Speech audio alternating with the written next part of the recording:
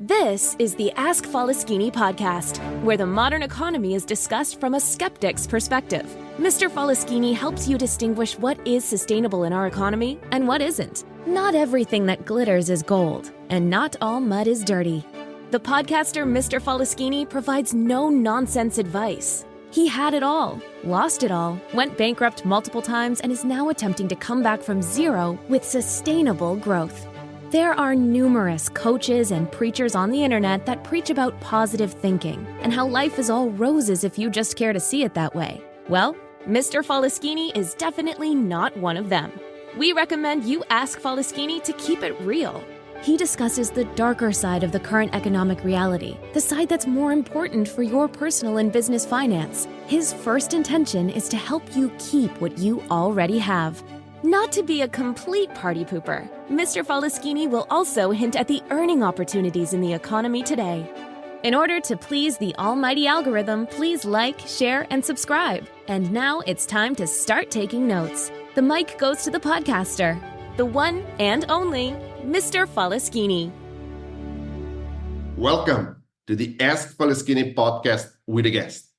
I'm proud to present Doug Betts from UK. Doug is the founder of SureBets HR Solutions, a UK-based HR consultancy firm. He's also a speaker, mentor, and book author. Doug, please tell us more about yourself. What is your story? Okay, thanks, Peter, for having me on the podcast. So my story is ultimately the reason I wanted to do what I do for a living is I wanted to make work better for people. And everything I do kind of comes back down to that mantra is, can I make people have a better experience at work, whether you're a business owner or an employee? So I started out in HR some 23 years ago now.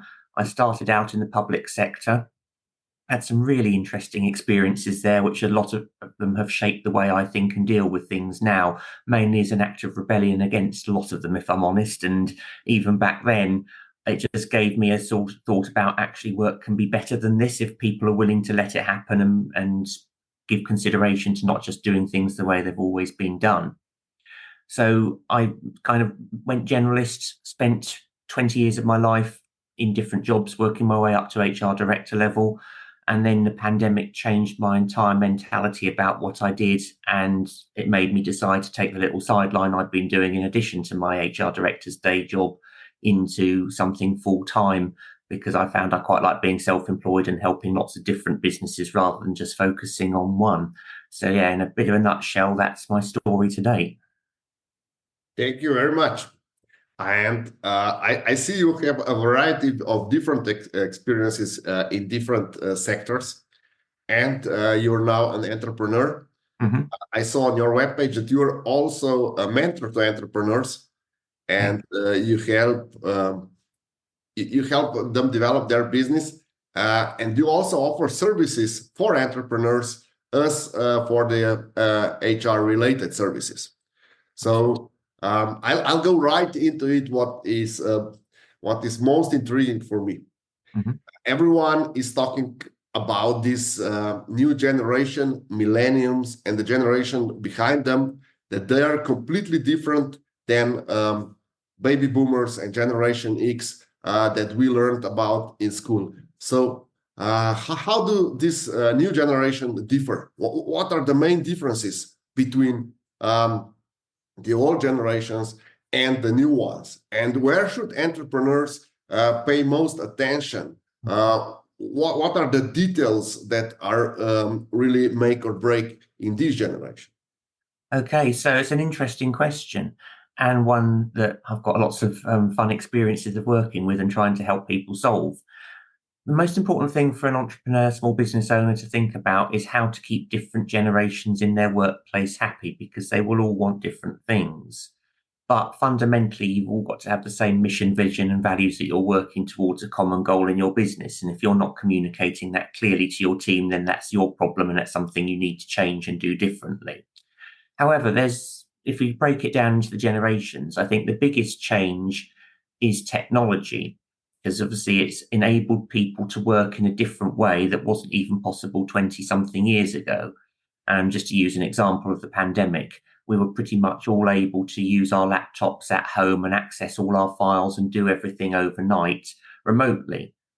In the past, that wouldn't have been possible. When I look back to my first office jobs in my early 20s, and that's only talking some 24, 25 years ago now, we needed to be in an office because we needed the whiteboard, the fax machine, the photocopier, the paper filing system, and the big desktop PC that sat on our desk. So therefore, it wasn't so easy for people to work at home.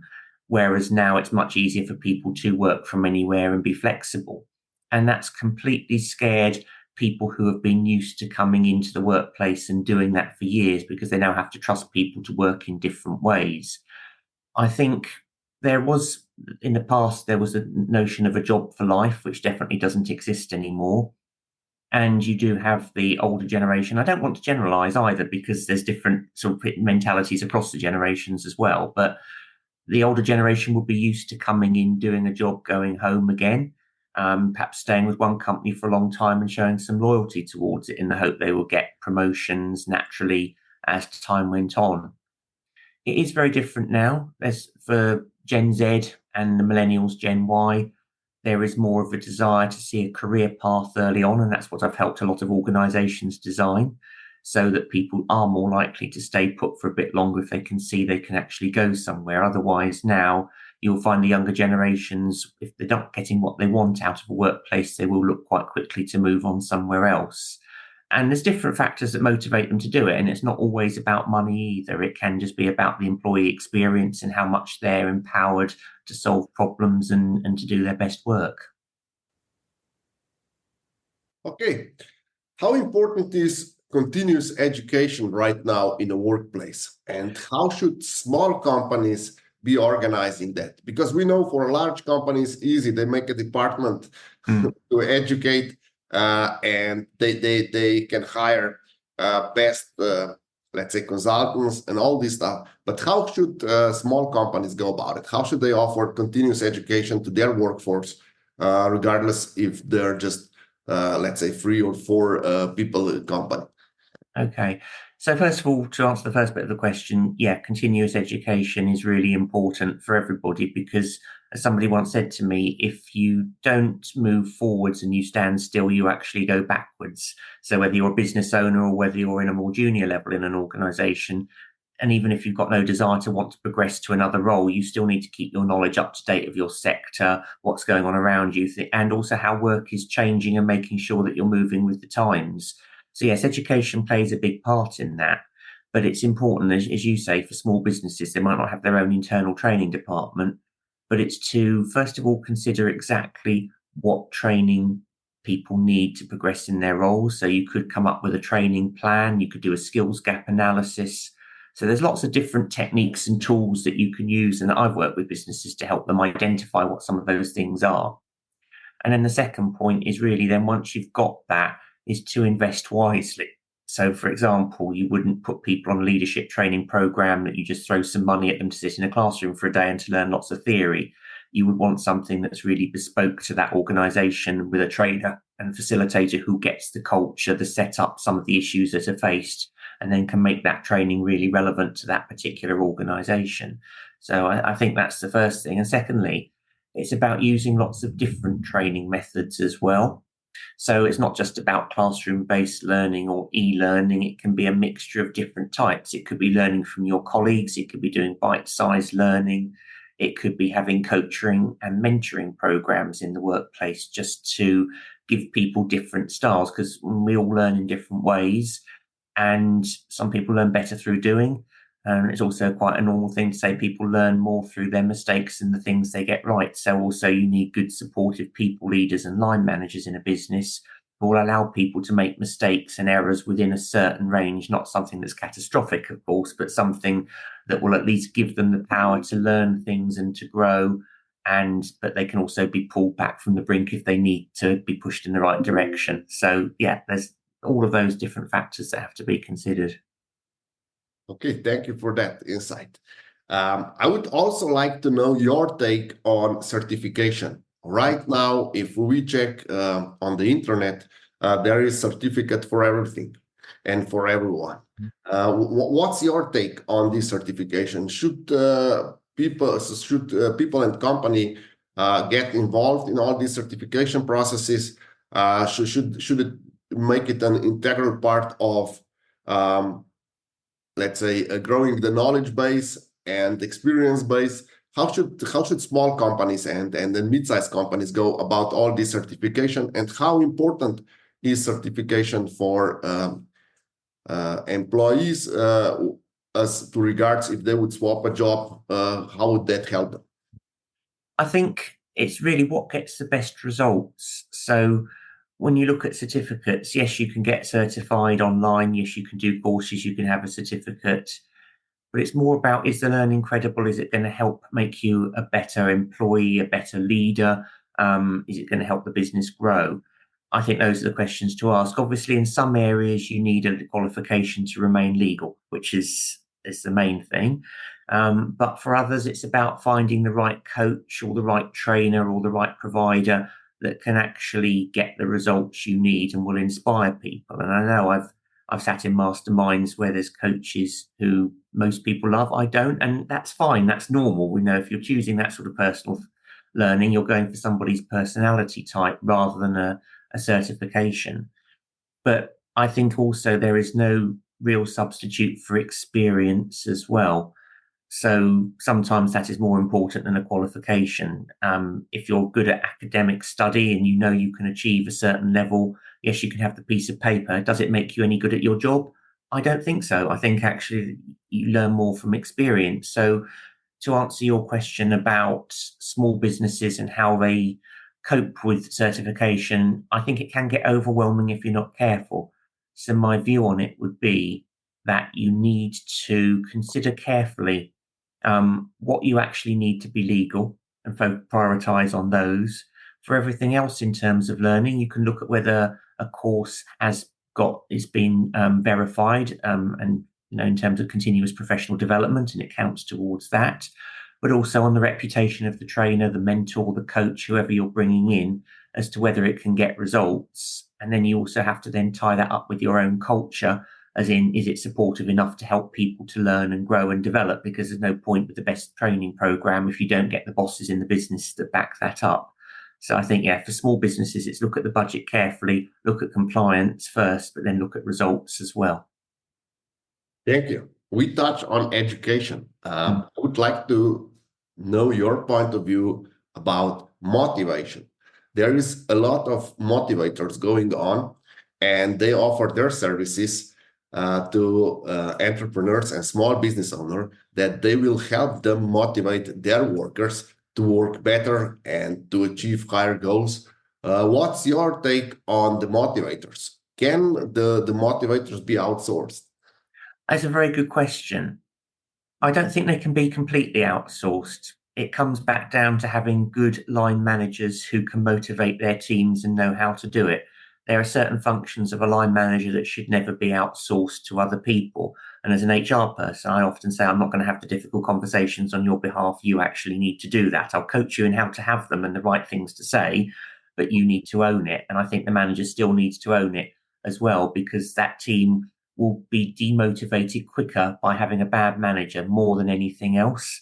So I think, yes, you could get somebody in to do something that could be a good activity. It could motivate people, but I think a good motivator will actually coach the manager in terms of how to take that on, because so many people will get promoted into those positions because they're technically good or they've been there a long time, not because they've got good people leadership skills. And that's where a lot of businesses will fall down. And again, it's one of the big problems I help to fix in what I do, because I think every problem in a business is ultimately a leadership problem, and that's where it starts. So if you get that bit right, a lot of other things will fall into place. So I do think that motivation cannot be fully outsourced. It can be advised on, but not fully outsourced. Okay.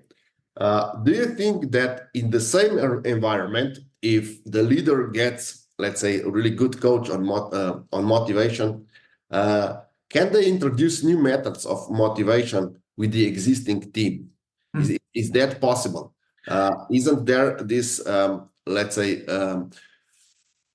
force that stays and some kind of accountability for the past actions, and all these mixed together, so that even if top managers and the line managers have new methods, the employees just don't respond well to them because they're used to past methods.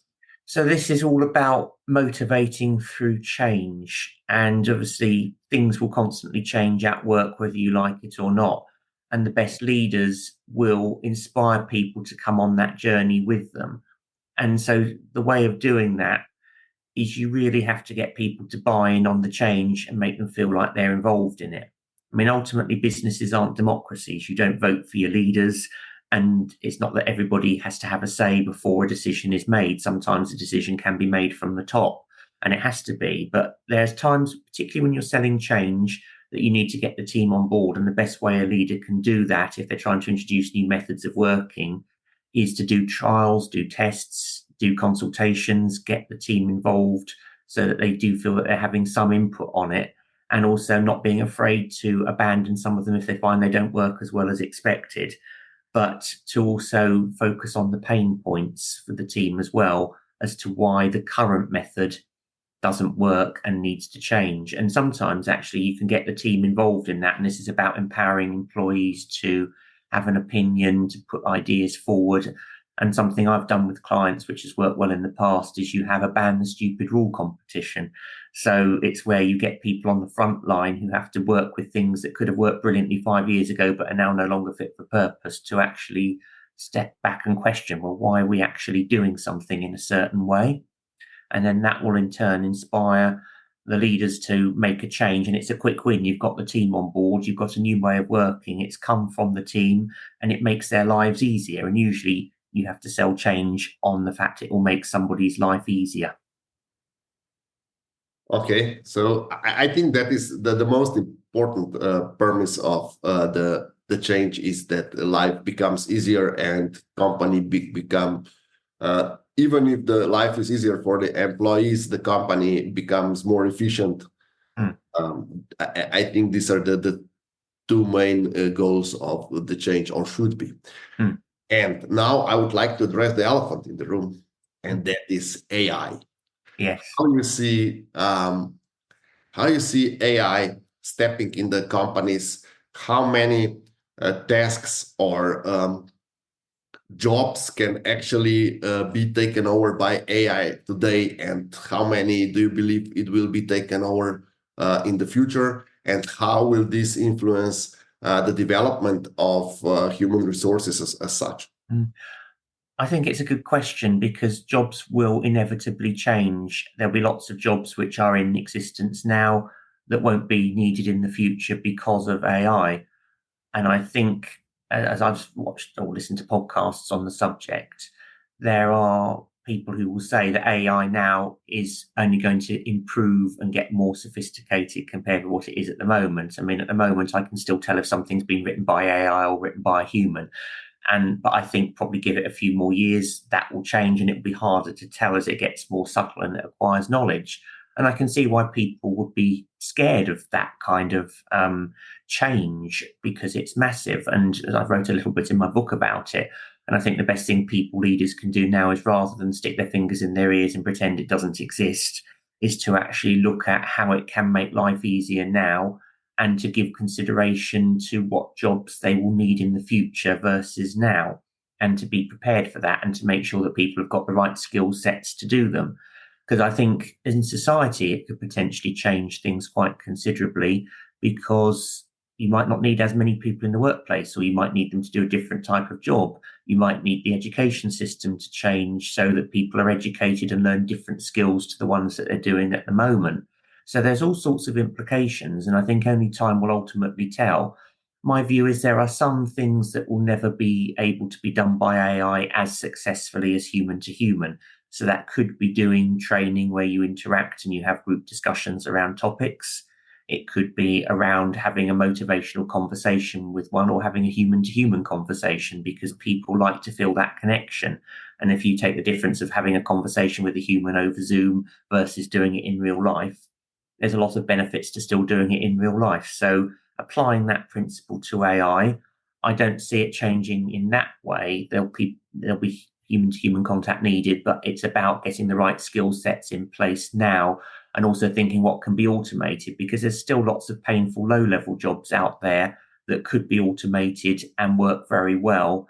And I think that would be a good way to go. And again, just using HR as an example, if you look at your HR assistants who might man a helpline, there'll be your typical employee questions coming in, which are things like, can you send me a copy of my contract? Can you remind me how I change my bank details? How do I update my address? I mean, there's tech in place already where that can be self-serviced and automated, but I think there's so much more, those very transactional kind of queries that can be automated, and that will be a good thing. And then actually it would leave professionals in HR or other professions to then focus on the strategic stuff, the stuff that does require more of a human brain, and that kind of overview of connecting the dots between different areas if you're going to bring a business forward in terms of its vision and where you want it to go. Okay. You said that some jobs will be automated. Does that mean that humans will work with robots? How will this interaction take place? Or not just with robots, but also with computer programs that will do a lot for them? As you said, the simple tasks like send me a copy of my employment contract can already be automated. So how do you see, how will the complexity of HR grow if more and more, let's say, low-level jobs are taken over by AI? I think then there'll be more of a skill on there'll be more competition for jobs at the higher level if people want to work in a certain area, or you might need a few people at that level just to manage the AI systems and check for defaults, because IT is still always going wrong, always going to need maintenance. And again, I'm going to use the supermarket as an example. We've got more and more tills that are automated or self-service now, but you still need a human in the background to hover around and fix errors. So I can sort of see a similar setup coming in for those low-level jobs. You might not have call centers with 50 people in anymore, but you might need 10 to 20 of them, for example. And they might be monitoring, they might be fixing issues, they might be sort of updating and programming as things change and technology changes. So yeah, I think it will be different skill sets. And again, if you look at things like the manufacturing sector as well, where you still have people working on production lines, again, a lot of that could end up being automated, particularly with things like 3D printing and advancement of that and how things are actually physically made and packed and distributed. But I think you still need humans to oversee some of those processes, albeit not in quite such a granular level as you do if you're doing a job completely manually. Thank you. Is there anything else you would like our listeners to take from this interview? Any quick tips or any trade secrets that you can share with our listeners? Quick tips. I think when it comes to, I think I'm going to speak to business owners and leaders out there on this one. I was saying, first of all, don't feel you have to pretend to know it all from day one as a leader. Don't be afraid to get a coach. Don't be afraid to ask for help if you're unsure of how to do something, not just from a compliance point of view, but also about making your team feel great and do their best work. And I think to senior leadership teams, I would say, don't ever think you know it all either, because I've seen so many businesses put their junior leaders through training and coaching and it's worked brilliantly. But actually, I think some of the senior leaders need it the most. And as an entrepreneur and a business owner, my other advice is don't think you have to know it all either, because the best businesses flourish when you pay experts to do the bits that you don't have the time to do, don't have the knowledge of. You can't be all things to all people. And I've learned that one myself doing what I do. So I think that is my overarching help. It comes in two words: get help when you need it. Thank you for these insights. Where can our listeners reach you? So they can get in touch via my website. I'm on all the normal social media channels, or they can go to my website, www.surebetshr.com, and they can sign up. I do sort of weekly tips and tricks and email bulletins. They can follow me on social media. I do sort of funny videos of how to be a bad manager, so people kind of see it from a different point of view. And also they can buy my book, which I wrote, which is From New Line Manager to Great People Leader, which is on Amazon. And that is there for people who don't want to perhaps invest in a full training course but still want the tips, and so they can get started on that for as little as $7.99. Okay, I will put links in the description below. And thank you, Doc. Thank you for being my guest tonight. Well, thanks very much, Peter. Cheers. Thank you, Mr. Faleskini, for this outstanding podcast. And thank you for listening to the Ask Faleskini podcast until the end. Mr. Faleskini would love to hear your feedback in the comments. And don't forget, if you want to know, ask Faleskini or listen to the Ask Faleskini podcast. In order to please the almighty algorithm, please don't forget to like, share, and subscribe.